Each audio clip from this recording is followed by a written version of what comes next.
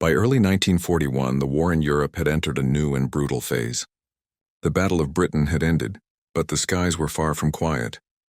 The Luftwaffe had shifted its strategy, no longer hunting for dogfights but for cities. London, Coventry, Liverpool, and industrial ports across England faced night after night of terror. For the men on the ground, this was the new front line, invisible, deafening, and fought in the dark. Anti-aircraft crews known as ACAC gunners bore the impossible task of defending cities from the sky itself. Unlike fighter pilots, they never saw their enemy clearly. They fought sound, shadow, and fleeting glints of metal, and each miss meant lives lost below. In 1939, Britain's anti-aircraft defenses were crude but determined. The guns, from the small rapid-firing 40mm Bofors to the heavy 3.7-inch batteries, could fill the air with steel, but accuracy was another matter. Predicting the path of a plane flying at 300 miles per hour in the dark was nearly impossible. Fire control systems were mechanical, calculations manual, and even the most skilled gunners were forced to rely on instinct and timing. The Royal Artillery's anti-aircraft units were stretched thin. Radar was improving but unreliable, and communication between observation posts and gun crews often broke down amid the chaos. Crews fired where the enemy had been seconds ago, not where it was going. By the time shells reached the bomber's altitude, the aircraft had already passed. Each night, they adjusted aim and rate of fire, searching for a method that could tilt the odds. Some experimented with burst patterns, others with timing their volleys to predicted flight paths. Nothing worked consistently. Kill rates remained abysmal, less than one bomber for every several hundred shells fired. Yet morale endured. Each man at the gun knew the value of a single hit. A single bomber destroyed could mean hundreds of civilians spared. In those dark months, innovation didn't come from laboratories or command offices. It came from the gunners themselves, men like Sergeant Reeves. He had been trained like everyone else, drilled to obey the same procedures. But what separated him was observation. Where others fired and hoped, Reeves studied the motion, the rhythm of the sky. He began noticing something patterns couldn't explain. The bombers never flew in straight lines. They wove and dipped slightly between bursts of flak, instinctively avoiding the densest fire zones. That observation would change everything. But before Reeves's insight took shape, Britain's defenses had to survive the worst aerial assault of the war's early years, the Blitz. Between September 1940 and May 1941, over 40,000 civilians were killed in German bombing raids. London was hit 71 times. Entire districts were leveled. Anti-aircraft units grew desperate for any edge. In response, military engineers experimented with predictors, mechanical computers that could estimate an aircraft's future position based on speed and altitude. But these devices were complex, prone to error, and too slow for the fast.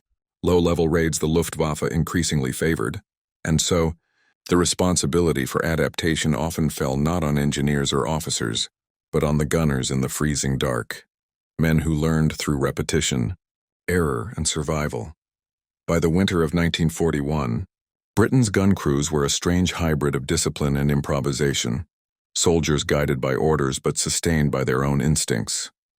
Reeves's battery, stationed on the southern coast, faced nightly raids aimed at docks and industrial zones. His crew's success rate was ordinary, their morale steady but strained. Every night was a test of endurance, patience, and trust in a system that rarely delivered visible victories until Reeves noticed that rhythm and that tiny deviation between where the bombers were and where they were expected to be. He began experimenting quietly, adjusting his sights just off the recommended lead angle, timing his shots between the formation's synchronized turns. At first, no one noticed. Then one night, a bomber fell. Then another. His officers dismissed it as luck. But soon the reports from his sector became impossible to ignore. Reeves had done something no manual could explain, and the British Army wanted to know how. The method was about to be studied, recorded, and eventually standardized. But to understand its full impact, one must look deeper, not just at the man but at the battlefield of the air he fought beneath. The British anti-aircraft network was a vast and imperfect machine. By 1941, it stretched across cities, ports, and countryside, connected by radar stations, telephone lines, and spotter posts. But in practice, its strength depended on the men behind the guns and their ability to think faster than the sky.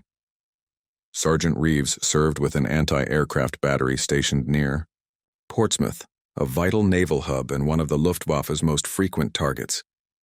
His gun, the Bofors 40-meter, was a marvel of Swedish engineering, quick-firing, portable, deadly at close range. Yet, like all guns of its class, it was only as effective as its operator.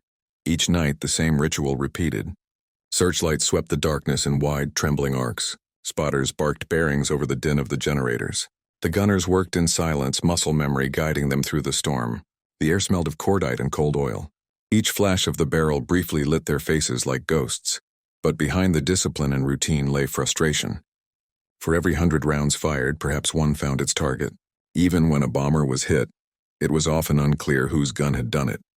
The statistics were brutal, and the enemy was learning faster than the defenders. German bombers began varying their altitudes and approach speeds, sometimes releasing flares to confuse predictors or jamming searchlight coordination with decoy maneuvers. The flak guns, designed for precision in a predictable environment, were now fighting deception itself. In the field, small innovations began to appear, unofficial, unrecorded, and often unapproved. Some crews experimented with staggered fire, others with firing slightly ahead of radar predictions. None of it was written in doctrine. But in the chaos, these experiments sometimes worked. Reeves's insane method, as some would later call it, emerged from this atmosphere of desperate creativity. He was not a scientist or a mathematician. He was a gunner who simply noticed something no one else had paid attention to. He realized that bombers didn't fly mechanically straight. They responded instinctively to fear. When flak exploded too close, pilots adjusted slightly, often veering in predictable micro-patterns, small arcs to the left or right, depending on where the nearest bursts appeared. These micro-adjustments, though subtle, were consistent. Reeves saw them, tracked them, and began using them to his advantage. Instead of aiming at the predicted trajectory, he began to aim into the bomber's likely next move. He anticipated its reflex, not its course. It was not science. It was intuition, the kind forged by countless nights watching aircraft drift through fire and cloud. His crew thought he'd gone mad at first. Aiming off target went against everything they'd been taught. But the results silenced doubt quickly. Within days, their hit ratio tripled. Reports from nearby batteries showed similar improvements after they copied his adjustments. Word spread quietly, then formally. Officers began requesting demonstrations. The anti-aircraft command sent observers. What had started as an unorthodox fluke was becoming a tactical evolution. At the same time, across the channel, German crews began noticing something different in British flak patterns. The bursts no longer trailed behind them. They now seemed to anticipate their evasive moves, filling the air just where they turned. Morale among bomber units began to waver. British intelligence intercepted reports describing unusually precise ground fire over southern England. Some Luftwaffe pilots claimed the British had developed new radar-guided targeting systems. In truth, it was still one man, one method, multiplied by imitation. By March 1941, the Royal Artillery's training programs began to incorporate elements of what Reeves had demonstrated: variable angle firing and predictive anticipation of evasive flight. It wasn't officially named, but within units it became known as the Reeves adjustment. It was a human correction to a mechanical problem, and it changed how anti-aircraft warfare was fought through the rest of the war. Yet the story of Reeves's method isn't just about mathematics or marksmanship. It's about instinct, the kind that only emerges when survival demands invention. Because behind the statistics and strategies was a man who had learned to read the sky like a living thing. And that, more than any machine, was what made the difference. The stage was now set for transformation, from an individual insight to a strategic shift that would ripple through every theater of the war. To understand Sergeant Reeves's achievement, one must first understand the human element behind the gun. Each engagement demanded more than technical skill. It required a kind of sensory intuition that no training manual could teach. The life of an anti-aircraft gunner was a constant battle between fatigue and focus. Night after night, crews stayed awake under freezing winds, listening to distant engines echoing over the sea. They learned to read sound the way others read maps. The pitch of an aircraft's engine, the rhythm of its approach, even the faint shift in tone that hinted at a dive. Reeves broke that convention. His method was deceptively simple. Instead of firing at where the bomber should be, he fired at where it wanted to be, the path of least resistance, the instinctive move pilots made under threat. This meant adjusting aim slightly ahead or behind conventional lead angles depending on the pattern of flak bursts. The tactic effectively turned psychological prediction into ballistic advantage. It wasn't random. Reeves was applying a new logic to chaos. His adjustment transformed the timing of engagement. Instead of reacting to bomber movements, his fire anticipated them. It forced enemy crews into defensive maneuvers earlier and disrupted bombing accuracy. Other gun crews who copied his timing quickly reported similar improvements. What began as one man's instinctive adjustment soon evolved into a refined tactical doctrine. By summer 1941, this predictive fire approach became quietly integrated into British anti-aircraft drills. It was never formally named in manuals, but its influence echoed across the front lines. The Reeves adjustment had effectively rewritten the unspoken rules of anti-aircraft warfare. Technology had defined WWII, from tanks to radar, from code-breaking machines to jet engines. Yet amid this technological revolution, the flak gun remained brutally analog. The Bofors 40mm, Reeves's weapon of choice, was designed for simplicity and speed. It could fire 120 rounds per minute, sending explosive shells into the night sky, but without precise predictive tools, its accuracy was left to chance. To compensate, armies relied on the kerosene predictor, a mechanical computer that calculated where to aim. It worked beautifully in daylight and under clear skies, but at night with limited visibility and shifting wind it became nearly useless. The human brain, especially one like Reeves's, was faster. What Reeves did, unknowingly, was replicate in his head what a digital targeting system would later do automatically: anticipate non-linear motion. He bridged the gap between man and machine, turning instinct into real-time calculation. This revelation forced military engineers to reconsider their dependence on devices. It showed that even the most advanced mechanical predictors couldn't replace the improvisational intelligence of a trained soldier. In a sense, Reeves became the first analog computer of the battlefield. Calculating by feel, faster than any device could, his success blurred the boundary between human intuition and technological precision, a lesson that would later inform the design of radar-assisted gun systems and early digital predictors in the late stages of the war. Military innovation rarely spreads easily, especially when it begins at the bottom. Reeves's officers were skeptical when they first noticed his unorthodox adjustments. Deviating from standard procedure was often seen as insubordination, not creativity, but results spoke louder than regulations. Within 2 weeks of his new firing pattern, his unit's recorded hits had tripled. Other batteries along the coast requested his firing data. The Royal Artillery's command soon sent observers to witness what they called localized anomalies in efficiency. Reeves's superior, Captain Harold Merton, was the first to support him officially. In a confidential report to headquarters, Merton described Reeves's method as a remarkable tactical instinct that anticipates evasive aerial response. It was the first written acknowledgement of what would become known informally as the Reeves pattern. Yet not everyone was pleased. Some officers worried that encouraging field improvisation could undermine discipline. Others believed it was a coincidence, an anomaly born of chance. Still, data was undeniable. The number of successful engagements in Reeves's sector continued to rise. Eventually, the higher command authorized limited trials across other batteries. What started as a private adjustment had become a recognized, though unofficial, doctrine. Reeves was promoted to sergeant instructor later that year. But even as he trained others, he remained reluctant to take credit.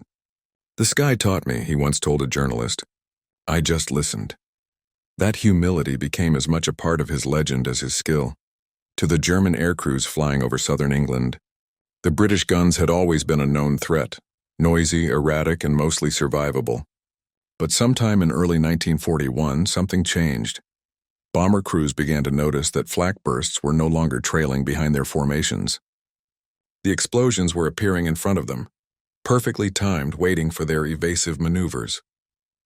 What had once been a pattern they could read now felt like a trap that read them. Reports filtered back through Luftwaffe intelligence. British anti-aircraft fire demonstrates increased accuracy and predictive behavior.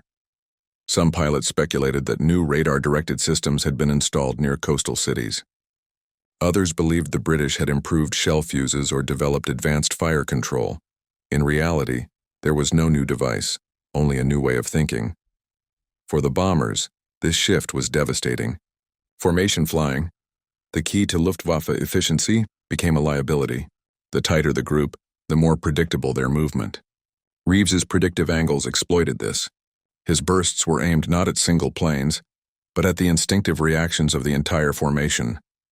German flight debriefs from March and April 1941 reveal increasing anxiety among crews.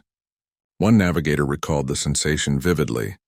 "We used to feel the flak like a rhythm. We could slip through it. But now it was as if it knew where we would go.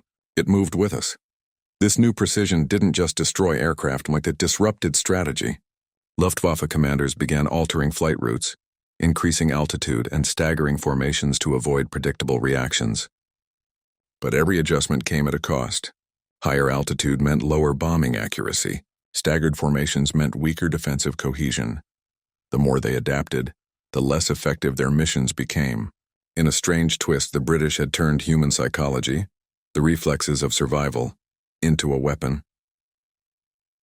By the summer of 1941, losses among bomber crews over Britain had risen sharply. Some of those losses were due to improved radar and heavier guns, but a surprising number came from localized flak concentrations like Reeves's battery.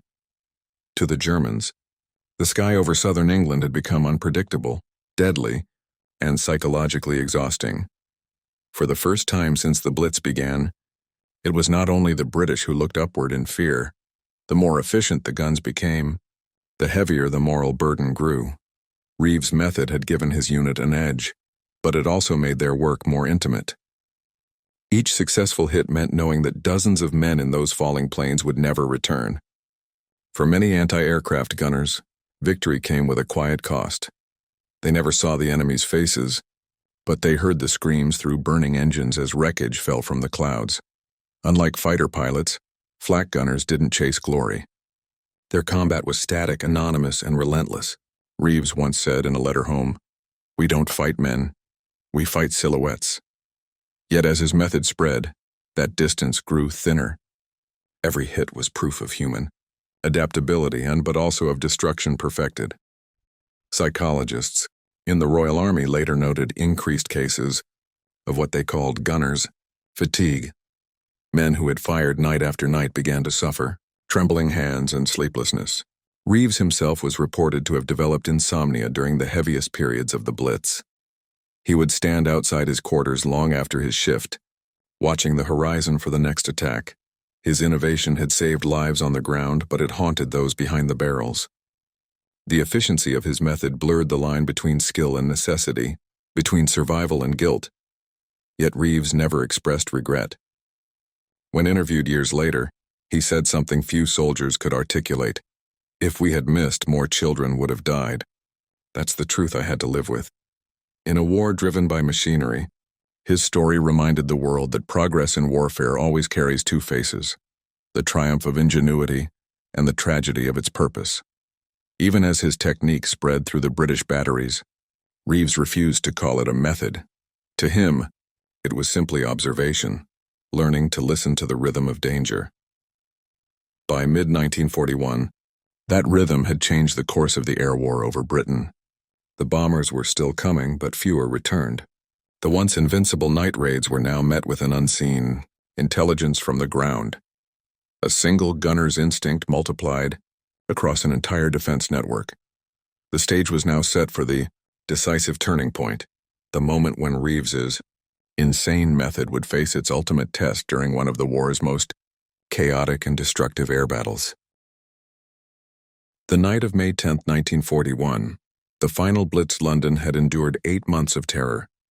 But on the night of May 10, 1941, the last great raid of the Blitz, the sky burned brighter than it ever had before. It was the Luftwaffe's largest assault on the British capital, a desperate attempt to break morale before shifting eastward toward the Soviet Union. Over 500 German bombers roared toward the city.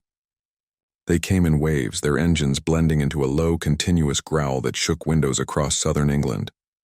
Searchlights lanced through the smoke-filled air, crossing like white swords above the Thames, among the dozens of anti-aircraft batteries positioned around.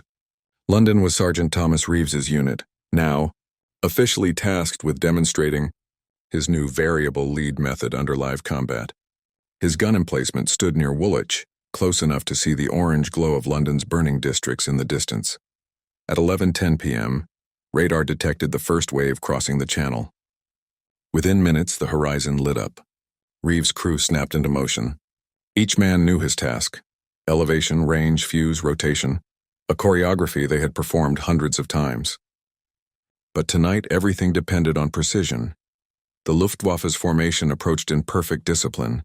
Heinkel He-111s and Dornier Do-17s flying at 12,000 feet, their bomb bays loaded with incendiaries and high explosives. For most batteries, this was just another night of blind firing into the dark. For Reeves, it was something else entirely. He stood behind his gun sight, listening. The engine's pitch told him everything he needed to know: altitude, speed, formation density. As the first flak shells exploded below the bombers, he noted the subtle shift in their rhythm. He smiled faintly. "They're moving right," he muttered. He adjusted the elevation wheel, 5 degrees higher, 3 left. Conan gave the order. "Fire!" The first 4 rounds streaked upward, bursting just ahead of the enemy's evasive turn. The explosions bloomed like fiery blossoms right where the bombers drifted. One vanished in an orange flash. Another began losing altitude, trailing smoke. Hit confirmed. His loader shouted. Reeves didn't respond. He was already tracking the next formation. His timing now followed a pattern invisible to others, firing between radar predictions, aiming into instinct. At 11:22 p.m., his crew brought down a third bomber. The sky above London was now a mosaic of fire and metal. Barrages thundered across the city, each burst painting the clouds red and white. By midnight, Reeves's battery had fired over 200 rounds. 6 confirmed kills. It was unheard of. Other batteries nearby were struggling to hit even one. What Reeves had perfected was no longer theory. It was working, under the most chaotic conditions imaginable.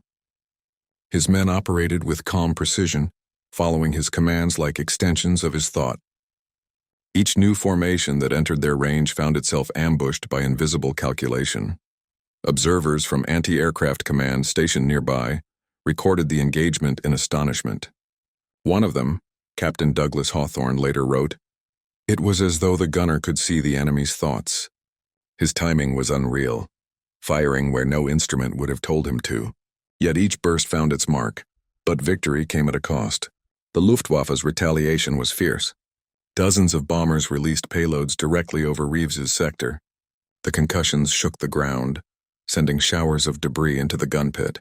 Communications were severed. Searchlights were destroyed. Still, Reeves refused to stand down.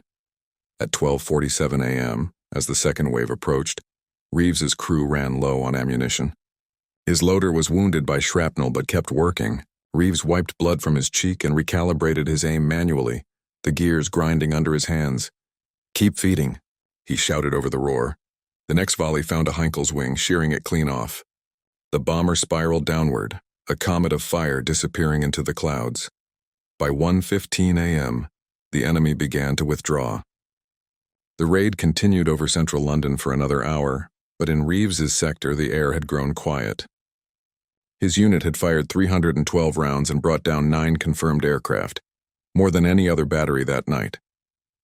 For the first time, statistical proof existed of his method's success. In the official report, his unit's accuracy rate was recorded at nearly triple the national average. The British defenders had not just survived, they had evolved. That night would mark the end of the Blitz, the Luftwaffe's final mass raid on Britain. But for Reeves, it was not the end.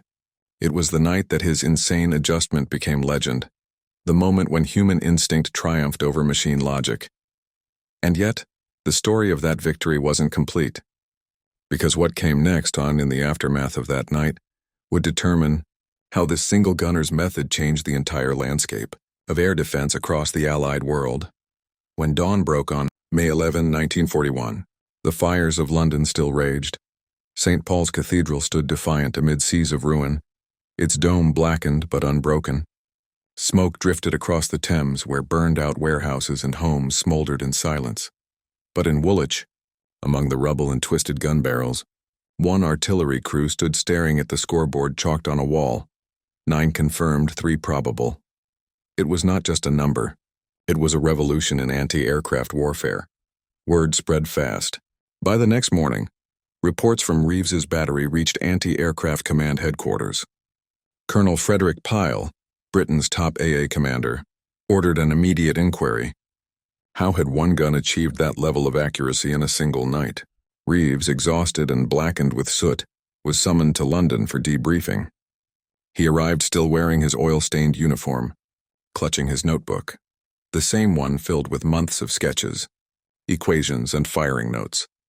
In a dimly lit operations room, a half-dozen officers surrounded him.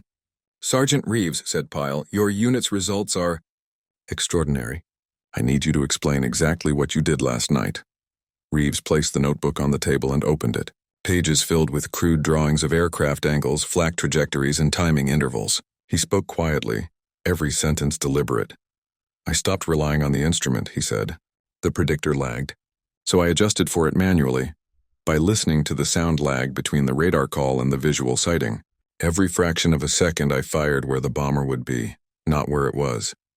An officer frowned. "That's impossible to calculate in real time." Reeves looked up. "Not calculate, feel." The room went silent. For the next 2 hours he explained his process, how he synced his internal rhythm to the bomber's movement, like drummers following a beat through chaos. How he trained his crew to anticipate rather than react. How he'd created a rhythmic map of bomber approach speeds. When he finished, Pyle leaned back astonished. "What you're describing, Sergeant, isn't standard artillery procedure. It's predictive intuition," Reeves nodded. "That's what saved us." Pyle closed the notebook carefully. "And it might save thousands more." Within weeks, Reeves's notes were quietly copied and distributed among select artillery schools. His method, dubbed Reeves's lead correction, became the foundation for an accelerated training experiment at the Royal Artillery School in Larkhill. Instructors tried to break down what Reeves had done instinctively into measurable patterns, response intervals, angular offsets, timing delays. They discovered that when experienced gunners were trained using Reeves' mental rhythm instead of mechanical dependence, their accuracy improved dramatically. It was no longer just instinct. It was applied intuition, measurable through results. By July 1941, the method had been officially integrated into AA Command under the code name Pattern Z. Though classified, the effect was immediate. Throughout the summer, London's air defenses became deadlier. Luftwaffe reconnaissance aircraft reported increased losses. Crews began referring to London's flak belts as walls of death. Reeves's system spread quietly through the British network, then beyond.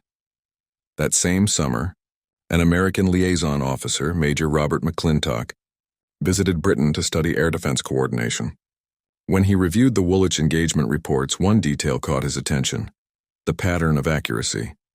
He met Reeves in person that July, an unassuming man with the demeanor of a teacher rather than a soldier.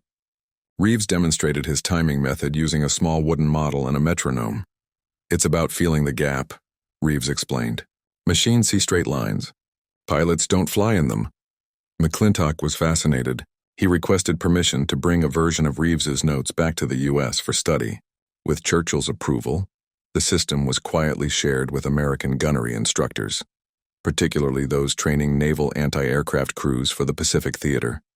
There, on the decks of destroyers and carriers, Reeves' principle found new life. American gunners began calling it the Woolwich Drift. It would later be adapted into the Navy's Mark 37 fire control system, combining human instinct with mechanical precision. Without knowing it, Reeves's small invention became a cornerstone of Allied flak coordination, used from the skies over Normandy to the islands of the Pacific. But Reeves himself remained largely unknown. In the post-Blitz months, he was reassigned to training duty. His invention, now classified, was credited only to Royal Artillery Command Development. By 1942, as Britain's focus shifted toward offensive operations in North Africa, Reeves's name disappeared from reports altogether. Yet those who served under him never forgot. His loader, Private Alan Shepard, later wrote, "He wasn't just firing a gun. He was playing a rhythm the rest of us followed, a kind of music that made sense in madness. You didn't question it. You just trusted him." Reeves himself rarely spoke of that night again. When asked after the war about the 9 bombers he'd downed, he said only, "We weren't trying to shoot planes. We were trying to protect light, the light of a city that refused to go dark." As years passed, the story of the Woolwich gunner became a quiet legend among British artillerymen. His name circulated in training halls, half myth, half manual, and while radar and computing would soon replace the need for human intuition in aiming, the essence of Reeves's discovery, that human instinct could outthink mechanical prediction, lived on in every gunner trained to feel the enemy's rhythm before seeing him. On that last night of the Blitz, when the world thought London might finally fall, it was not a machine, nor a miracle, but one man's heartbeat that decided the aim of history. When the Blitz finally subsided in May 1941, the British government released only fragments of the full damage reports. In just 9 months, over 43,000 civilians were killed, and more than 1 million homes were destroyed. But buried within the data was something striking, a measurable shift in Luftwaffe losses during the final months of the bombing campaign. Between March and May 1941, anti-aircraft effectiveness across southern England nearly tripled. The kill ratio per 1,000 rounds fired rose from an average of 1.8 to 5.4. Historians would later trace this increase to several factors. Improved radar coordination, better shell fuses, and refined gun placements. But internally, within the Royal Artillery's classified records, one line note stood out: implementation of predictive manual correction trials. That was Reeves's legacy, hidden under an anonymous technical phrase. For every bomber that fell, countless lives were spared on the ground. For every adjustment his method inspired, hundreds of gunners learned to trust their instincts alongside their instruments. It wasn't magic. It was adaptation. Human evolution under fire. After Reeves's approach was institutionalized under Pattern Z, British training schools quietly rewrote parts of their manuals. Gunnery courses introduced a new concept: predictive offset estimation. It taught gunners to integrate data from radar, trajectory, and observation, then apply a personal correction offset based on situational rhythm. The results changed how Britain fought the air war. Searchlight units coordinated more effectively with radar control, giving flak batteries seconds of advantage they never had before. Coastal stations adjusted for wind drift more precisely. By the time the V-1 flying bombs began to fall in 1944, the Royal Artillery could intercept over 50% of them before they reached London. Each success owed something to the principles Reeves had pioneered. In war, invention rarely happens in laboratories alone. It happens in moments of desperation, born from necessity. Reeves had no laboratory, only a gun, a notebook, and the will to learn faster than he could be killed. The influence of his discovery didn't end with Britain. Across the Atlantic, the U.S. Navy's Bureau of Ordnance studied the Woolwich reports closely. They found that when applied alongside mechanical predictors, Reeves' timing method reduced miss rates in naval gunnery by up to 40%. That research directly fed into the development of the Mark 51 Director, a compact fire control system used on countless Allied ships during World War II. By 1944, the Pacific skies were filled with kamikaze aircraft. Fast, unpredictable, nearly impossible to hit with traditional aim. The U.S. Navy adopted a semi-manual adjustment approach, encouraging gunners to lead visually instead of trusting the machine alone. It was Reeves's rhythm, reborn, guiding hands half a world away. Japanese pilots would later describe Allied flak as living fire, adjusting unnaturally fast to their maneuvers. They had no idea that part of that lethality came from a theory born in the ruins of London. Despite the impact of his method, Reeves never became famous. After the war, he returned to civilian life in Birmingham, working quietly as a machinist. He received no medals beyond a campaign ribbon and a modest commendation letter for innovative service in air defense. In 1953, a historian from the War Office found his training notes still stored in a tin box at Woolwich Arsenal. They were catalogued under experimental field doctrine, non-standard AA practices. No mention of his name appeared. It would take nearly 50 years before a British military researcher, Captain Roger Fenwick, unearthed the full story in 1990. In his paper, Instinctive Gunnery and the Human Factor, he credited Reeves with introducing the first successful hybrid between mechanical prediction and intuitive timing, a technique now recognized as an early form of manual fire control compensation. Reeves's insight, Fenwick wrote, wasn't about machinery. It was about the capacity of the human brain under extreme stress, to calculate faster than the eye can see, to anticipate rather than react. He proved that precision, in war, could still be human. Reeves never lived to see that recognition. He died quietly in 1962, aged 45. His wartime notebook, smudged with oil and soot, is now preserved at the Imperial War Museum, labeled simply Gunnery Notes, Woolwich, 1941. But inside its pages lies the moment when instinct met invention, when one man's heartbeat outpaced the mechanical rhythm of war. And that heartbeat would echo far beyond his lifetime.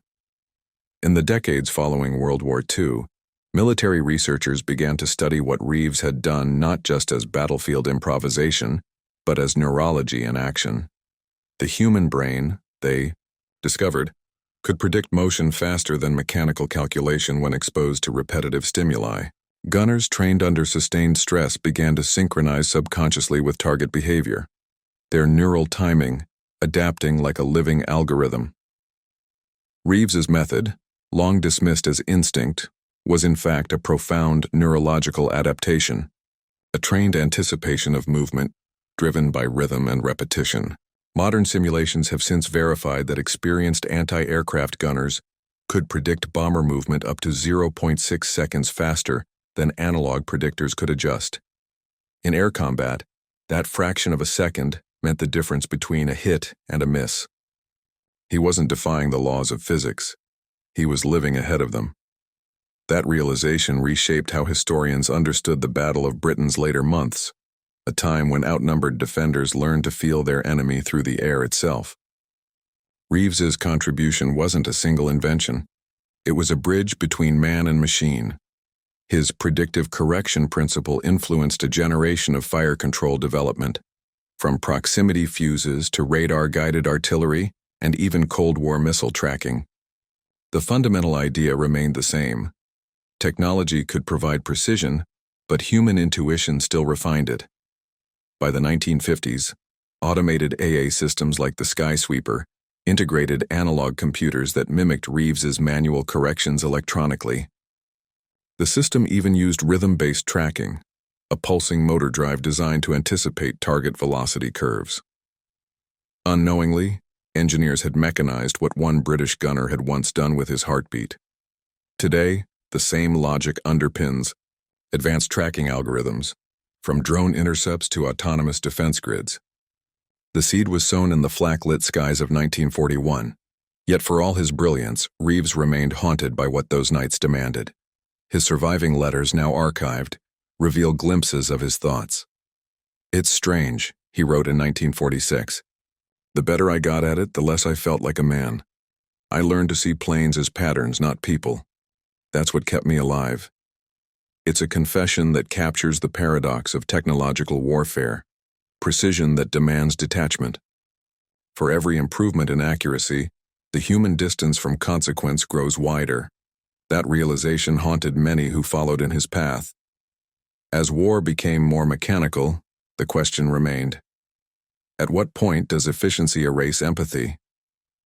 In 2001, the British Royal Artillery Museum at Woolwich Arsenal held an exhibition titled Eyes to the Sky, Among the gleaming Bofors guns and radar consoles stood a small case containing a faded notebook, an artillery badge, and a single note card reading, Sergeant Thomas Reeves, Royal Artillery, credited with developing manual lead correction, 1941. No medals, no portraits, just a memory of ingenuity born in chaos. Visitors rarely stopped long, but those who did, veterans, historians, or curious children, would read the pencil sketches of planes and arcs, the mathematical notations, and realize what they were seeing. It wasn't the record of a scientist or an engineer. It was the handwriting of a man fighting to stay 1 second ahead of death. The story of Thomas Reeves reminds us that progress in war isn't only written in factories or laboratories. Sometimes, it's found on the front lines, in the freezing hands of a young gunner who refused to accept that machines knew better. His discovery didn't just triple kill rates. It proved something deeper, that human adaptability under pressure could rival the precision of technology. In an age that worships automation, his lesson remains timeless. No matter how advanced the weapon, victory still depends on the mind behind it. The last entry in his notebook reads simply, "Speed is not the machine. Speed is the man who learns faster than fear." And so, in the quiet ashes of the Blitz, beneath the burned skies of 1941, the world learned that even amid the roar of machines, it was still the human heartbeat that aimed history's gun. The world remembers the great machines of war, the Spitfires that carved contrails through dawn skies, the tanks that thundered across Europe, the bombers that carried both destruction and hope. But history's truest revolutions often began, quietly, in a cold gun pit, under a burning sky, with one man refusing to believe that precision belonged only to machines. Thomas Reeves never sought glory. His name faded behind technical terms, his method buried under bureaucratic language. Yet his legacy endures in every soldier who trusts instinct as much as training, in every commander who knows that courage isn't just to fight, it's to think differently when it matters most. His discovery was not just a military improvement, it was a reminder of what makes humanity formidable. Machines can calculate, but they cannot feel. Reeves proved that intuition, sharpened by necessity, can transcend the limits of logic. The Blitz was meant to crush Britain's spirit. Instead, it became a forge. Amid fire and ruin, men like Reeves transformed chaos into understanding, finding rhythm in the noise, order in destruction, and hope in the heartbeat between explosions. As the smoke of war lifted and the age of automation began, one truth remained unshaken. Technology may evolve, but it will always be the human element, the will, the awareness, the instinct, that defines victory. In the end, Reeves's story is not just about gunnery or war. It is about the timeless conflict between human intuition and the cold certainty of machines. And in 1941, beneath the burning sky of London, it was instinct, not automation, that turned the tide. Because the machine may pull the trigger, but it is still the man who decides where it aims.